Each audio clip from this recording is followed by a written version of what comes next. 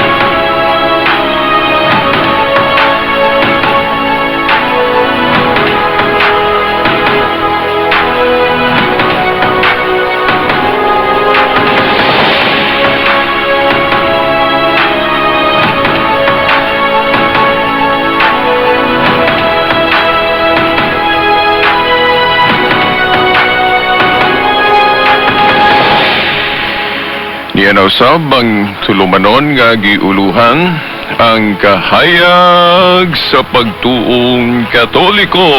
Uban gihapon ni ining ubos ninyong alagad sa mong tulumanon, Silbert Dondoyano Sr. alias Veritas. Okay, sa gihapon nagmagkauban nato dinhi sa istasyon nagatong magkakasama sa technical side.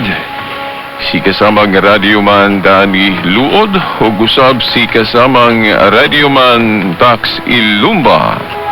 Usab sa gawas ang ato gihapong mga kasama mga radyoman si kasamang Rinaldo Cuenca o usab si Kion Ilumbareng. O atong pasiunang patimbaya sa gihapon sa atong station manager dinhi sa maong atong istasyon, no? Ang atong gamahan diri si kasamang Edgar Dagumo uban na sa iyang mga kaubang mga radyoman. Okay, maayong adlaw sa Ginoo kanatong tanan.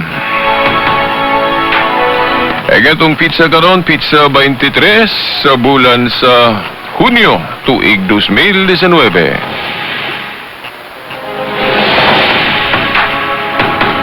Okay, ato nagyong ipadayon karon ang atong tema nga wala pa mahuman ang mahitungod sa mga kapistahan, no? Kapistahang Romano Katoliko. Di ba atong naisgutan nga kung ano ang atong mga kapistahan karon lahi na ni siya kung ikumpara sa kapistahan nga kanang mabasa gyud nato litra por litra sa Biblia, no? Nganong adunay pagkausab, nganong lahi na pod ang atong mga pista karon nga nakasentro kung atong hisgutan ang mga pista sa Biblia, no? By the way, atong nabantayan o ambot lang og kamo nakabantay ba mo nga dunay mga grupo ron sa tinuhuan nga wala na sila'y pista, di ba? Sama sa Seventh-day Adventist o uban pa. Wala na sila mga pista kay nasayod po sila sa atong nahibaw-an, no? Pinoon dili noon tibuok. Unsa may atong nahibaw-an nga nasayod sab sila. Nga diri sa bag-ong kasabutan naagi mga kausaban. No, naagi mga kausaban. Siguro nahibalo po sila sa mga bersikulo po nga atong gibasihan ana, no?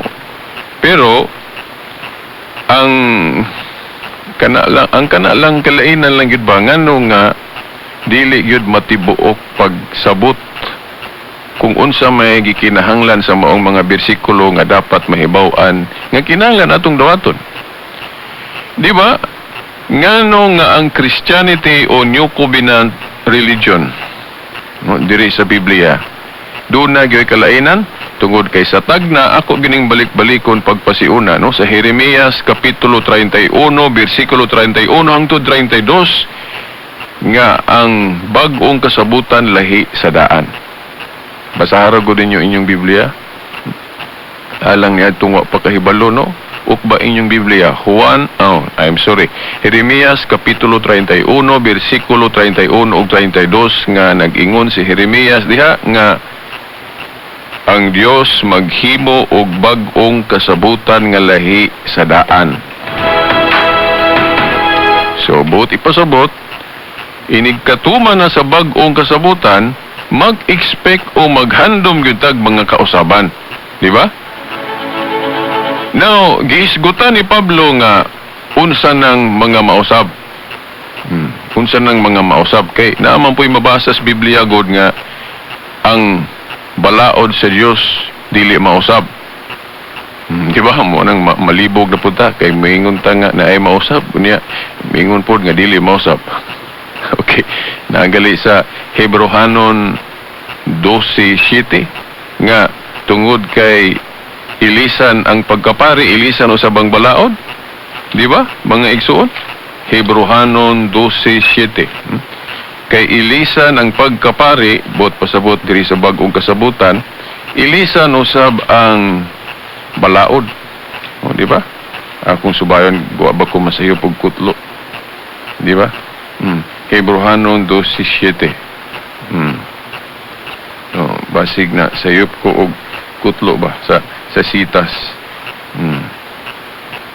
Okay. City 12. O nabali ba ang sitas siguro akong gikutlo.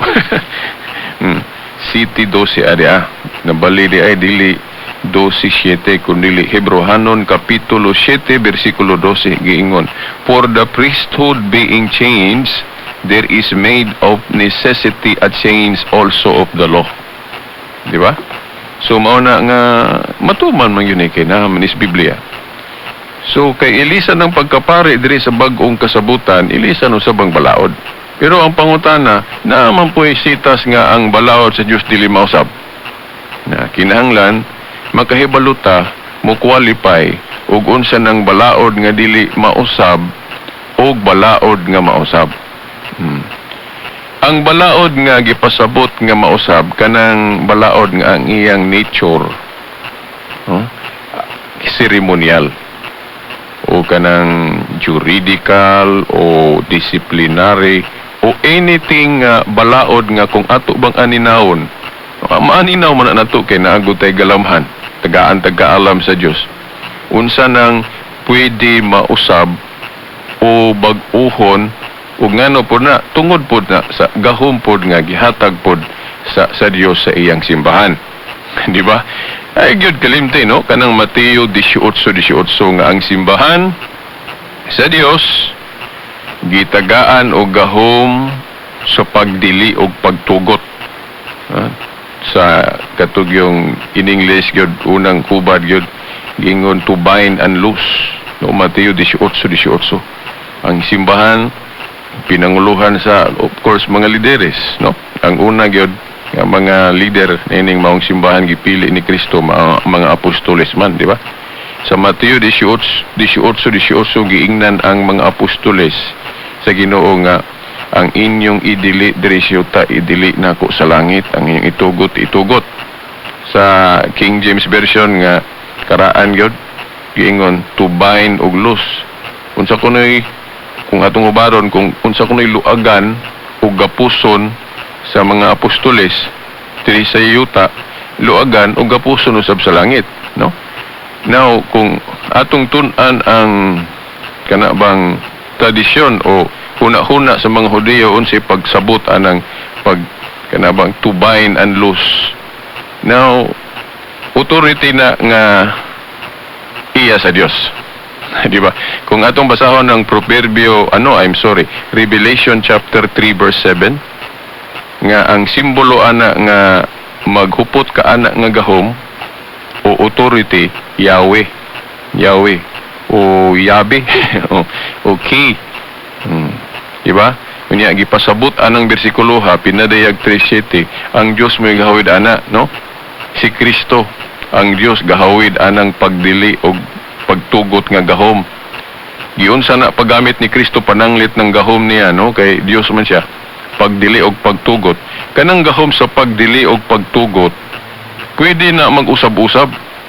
Pwede na mag-usab-usab. Tagaan mo na ako example ha. Sa daang kasabutan kanang pagtuman sa adlaw igpapahulay, very kuan kay na higpit, istrikto. Bisan gani yung paglungag lang na sa na. Oh, di ba? O kanang mulakaw ka, di ba? O makalapas ka sa adlaw igpapahulay, ang silot nimo ana death, no? Kanang physical death penalty gyud. Di ba? Oh. Pero pag abot sa bag-ong kasabutan, dunay giusab ang Ginoo ana. Dili na istikto o mao gali na ipagpasabot nga mao na gyud ni ang kanang fulfillment nga pagsabot. Ambot pasabot ang insakto nga pagsabot, ang gipaabot nga pagsabot. Kay kung moadto ko ta sa Hebrehanon 8:7, gi-express gani sa mga hubad nga ingon nga kay kung dunay kung wala pay sayop kadtong unang kasabutan wa naunta maghimo pa og bag-o lain. No, ang expression gali sa Biblia nga dunay sayop tong daan. Di ba? Now ang ubang mga kining exegetes aning Biblia moingon nga dili gyud na sabton gyud nga ingnon tang oy nasayop ang Dios og himog balaod, dili, no. Ang correct gyud nga standard nga pagsabot ana sa exegesis nga abot pasabot nga kadtong una dili pa tumao. Landong ang term gigamit ana gyud sa magsusulat sama ni Pablo diri sa Colosas, landong shadow. So when we say landong o shadow, di pa tumao. So bot ipasabot kung matuma na ang gipaabutan ana, matuma na ang gipasabot ana so maabot, now ang bag-o na pod mo'y atong sundon. So ito pa ang kausaban na pod. So kung naan na ta sa kausaban, bot pasabot sa bag-ong kasabutan, katong daan isipon na pod tong sayop. Bot pasabot isipon na pod tong tipas. Kay ang progression mao na nga doon nag-changes. Di ba? Now, diretsoon na to ha, kay pipila ra ba ni kaminotos ra atong tulumanon. Now, ang buot ipasabot sa balaod nga mausab, kadtong ang iyang nature sa balaod ceremonial. Oh? Nga makover siya sa gahom pod sa simbahan nga unsa ni gihatag pagdili og pagtugot. Oh? Mao gali na nga kung Katoliko mo pa-explainon ana, parehas na siya o kanang mga lideres diya sa simbahan gipanag-ing na, no, o gani makaingon ta nga diri man siguro gikopya na sa Supreme Court sa tao. Di ba kanang Supreme Court sa tao na ay mga justices nga mga labaw na sila sa atong hustisya, di ba, mga justices. Dayon doon na po Chief Justice. So na chief na executive, di ba? O di ba? Ya ang mga justices na po sila head. Labaw nila Chief Justice, di ba? Mao na sila nga kung doon na gali sila desisyonan, mo desisyon sila kanang ilang hugpong kanang Supreme Court mo itawag na to ana. Dayon ang mubungat gyud sa desisyon ang Chief, di ba? Chief Justice, di ba? Mao ni bantayan po na to mga tinahod nga tigpaminaw. Kay actually mao man ang naapod sa atong Biblia. Dili man daw ta magpataka lag desisyon sabot-sabot aning naa diri sulod sa Biblia. Kay ang Ginoo naghimo og Supreme Court aning magbasa-basa ta, magtuon-tuon tag Biblia. Ang ano man kay una giklaro man gyud ni Kristo nga nagpili siya mga apostoles. Dayon nganong makaingon ta nga sa 12 ka apostoles na apoy chief nila kanang tugyanan sa Yahweh, di ba? Keys of the Kingdom, Mateo 16:19. Di ba si Pedro may gitugyanan sa mga Yahweh sa ginghirian? Wala man gyud giingon sa Biblia nga gitagsa-tagsa ang mga apostoles gitagaan pod. Di ba? Basahan ra gud ninyo kanang pag-announce ni Kristo nga magtukod sa iglesia, Mateo 16:18 ug 19. Pagsugilo niya nga magtukod siya katilingban o gingharian o iglesia, iya din giingnan si Pedro, ihatag ko kanimo ang mga Yahweh sa gingharian sa langit ang imong idili ug itugot diri sa yuta, idili ug itugot usab sa langit. Mao man gani nga makaingon ta nga sa 12 ka apostoles, klaro gyud nga si Pedro mo'y silbing Chief Justice. So kung doon nagali bangi sa pagtuo kanang magdili na ta magparehas og sabot kay lain-lain magyutag pagsabot aning mga nasulat sa Biblia. Now, ang himuon yun natong sulbad ana, mao man ang magkonsilyo, di ba? O konsilyo, magkonsilyo. Ba't pasabot mag-meeting, hisgutan ng mga bangi di as pagtuo. Dayon, inighuman sa lantugi, ang katapusang musulti nga kinahanglan wa nagi musupak, kanang, labaw. Parehas anang Supreme Court, inigalig, human na sa mga debate, mga unsa ng proseso nila, dayon inig, luwat nagpulong sa Chief Justice, mao naman dayon na final, mao man ay silbing hiniusa nga desisyon. Dili kay ang tanang mga justices parehas og authority. Di ba? Parehas sila labaw pero naay usa nga inigtingog niya hilom. Mao man ay nahitabo sa Council of Jerusalem, di ba? Katong nagdebate sila. By the way, asa na mabasa sa Biblia ng unang council sa iglesia? Buhat 15, basahan ng Buhat 15. Nga ang example gipakita gyud diha kung dili nagali magparehas og sabot, maglain-lain na ang atong pagsabot, magkonsilyo ang iglesia. Inig konsilyo sa iglesia, dibatihan tong bangi. Dayon inig tingog na sa labaw, kung sa Supreme Court pa na Chief Justice, inig desisyon na, awan na gimusupa ka na. Kaya mo man ay final. Di ba mo man to nahitabo sa Council of Jerusalem? Gadibate sila din pag humanjod sa taas nga lantugi, basa ra gud ang Buhat 15, tingog dayon ang Chief Justice. But pasabot ang gitugyanan sa Yahweh, si Pedro. Mao na nga tanawa, wala gyud misupak nila sa pamulong ni Pedro. Ang uban maingon nga dili man si Pedro mo'y labaw dito, kay dili man gyud siya mo'y awahi kunong ni istorya, kun dili si James man. Di na mao. Okay. Si James, katapusan nga misulti, dili buot pasabot nga gibawi ni Kristo ang Yahweh, ang authority ni Pedro kay gihatag ni James. No, dili na buot pasabot, no? Awahi misulti si Santiago adtong konsilyoha tungod kay siya may silbing obispo dito sa Jerusalem. Nanglan tahuron man pud ang iyang authority nga siya may obispo sa Jerusalem, mo nang mutingog po siya, pero wala gyud sungian ni Santiago ang gisulti ni Pedro nga mo'y silbing Chief Justice, di ba?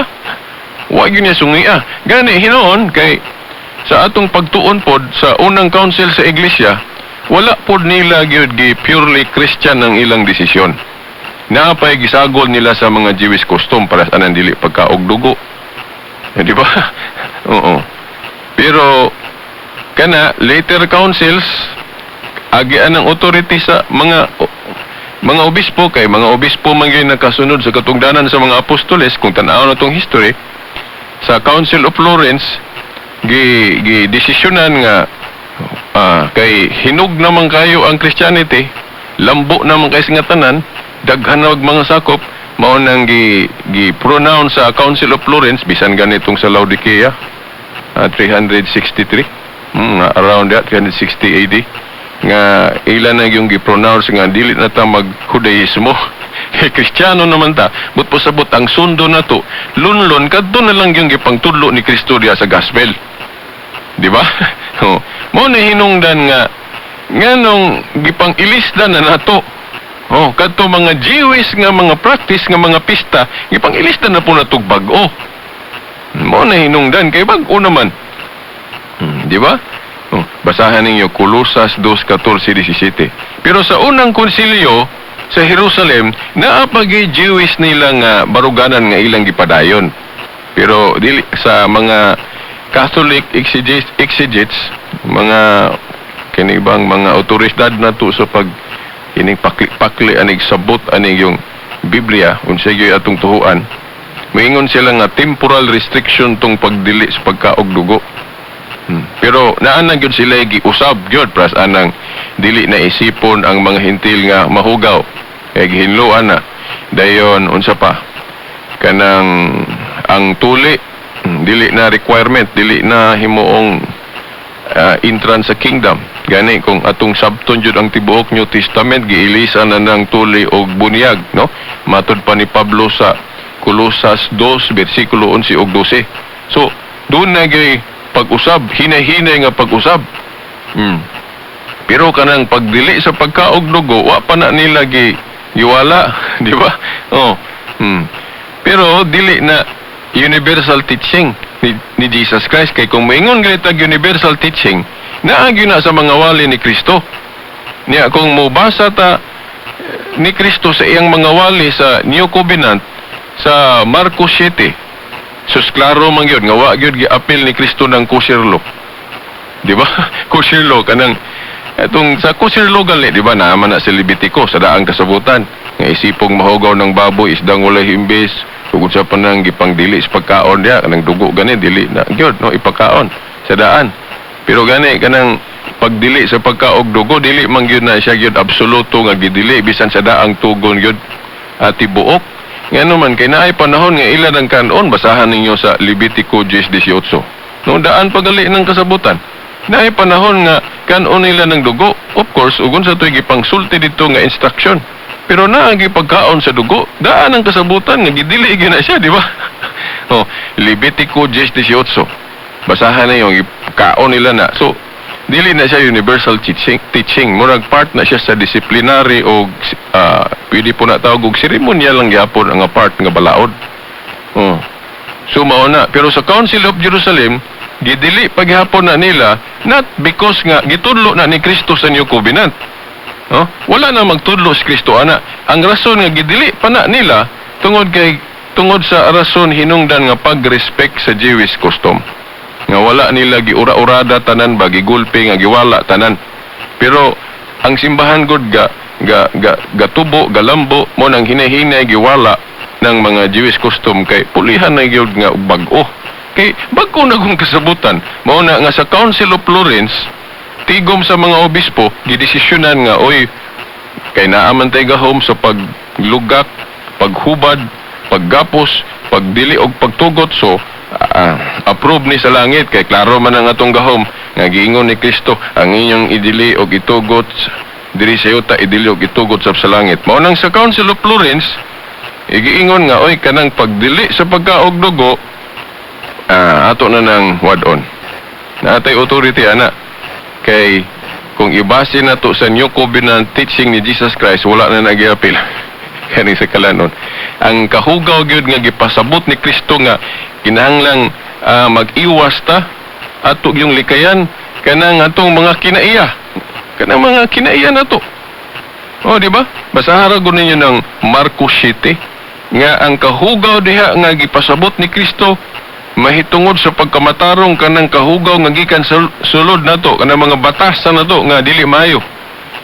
So mao gyud ay makahugaw nato. Niya kay lahi naman gyud sa bag-ong kasabutan mo nang ang writer anang Hebrehanon 13, Hebrehanon Book of Hebrews, Hebrehanon 13 bersikulo 9, basahan ra gud ninyo. Hebrehanon 13:9. Giingon diha nga kanang tulumanon mahitungod sa kalanon sa to pa kanang kosher law kanang naas Levitico dili na makatabang. Kay ngano man isipo na nang tipas nga pagtulunan, isipo na nang sayop ngano man kay lahi naman ang bag-ong kasabutan. Basahan ra gud ninyo Hebrehanon 13:9. Dili na makatabang sa mahitungod sa pagtulunan sa pagkamatarong kay wa naman ay part sa teaching ni Jesus Christ kanang kosher law. Di ba? Sumaw nang isipo na ng tipas sa bag-ong kasabutan. Dili na makatabang. O di ba? Unya ang pista di gihapon nato matiwas pa. Nagpadayon pa ko og hatag ninyong background nganong dunay kausaban. Hinahinay nako. Sige lang no. Di lang ta magdali pod. At ang ininyo nga mahisgutan na yun nato ng nganong atong ang giilis nato nga mga pista. Kanang pista pahinungod sa kabalaan sa mga santos. Di ba?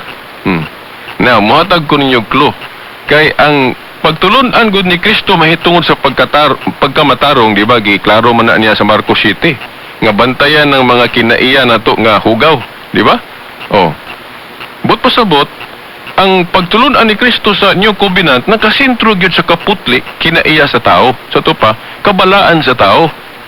Oh, niya napoy gisigutan si Pablo sa unang Korinto 5 nga Gani sa una ang ilang simbolo sa paglikay og sala kanamang katumang pista nila nga unleavened bread nga dili sila mugamit og patubo kay ang patubo nagsimbolo sa sala. Oh. Pero sa New Covenant interpretation giingon ni Pablo diha sa 1 Corintios 5:8 nga i-impose na. Oh, pero ang mga obispo nag-ingon kay bag-o man dang kasabutan kinahanglan lahi na gyud atong pista. Namo nang nakahuna-huna gyud atong mga obispo kana yung haom gyud ayo kanang pista nga pahinungod sa kabalaan but pasabot sa mga santos. Now, pipila pa na akong gisgutan ha. At angin ninyo nga madetalye nato nag-ayo, no? Kay aron nga maklaro gyud nato ang atong pagtuog sa ingon ni ana mag-undang na taog saway ani mga pagtulon ang Katoliko nga mao gyud klaro nga giubanan sa Espiritu Santo. No, wala tayong panahon.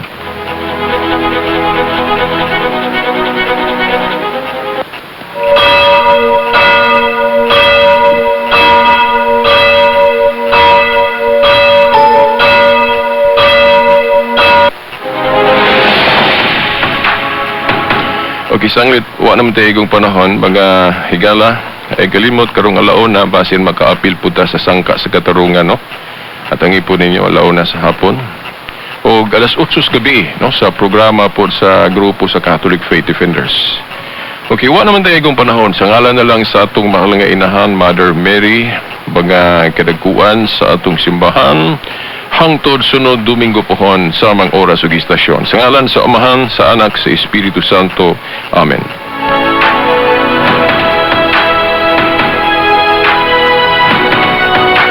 PSPR Tata RMN. Kung sinaw sa sahog ang istoryahan, dinhi natas number 1. Star Wax Floor Wax. Sinaw to the max. Tayo na't maglinis ng sahig, kuminding-kinding tayo mga bisig. Kapag kinsab ng pag-usapan, dito na tayo sa number 1. Mag-Star Wax Wax, Star Wax Wax.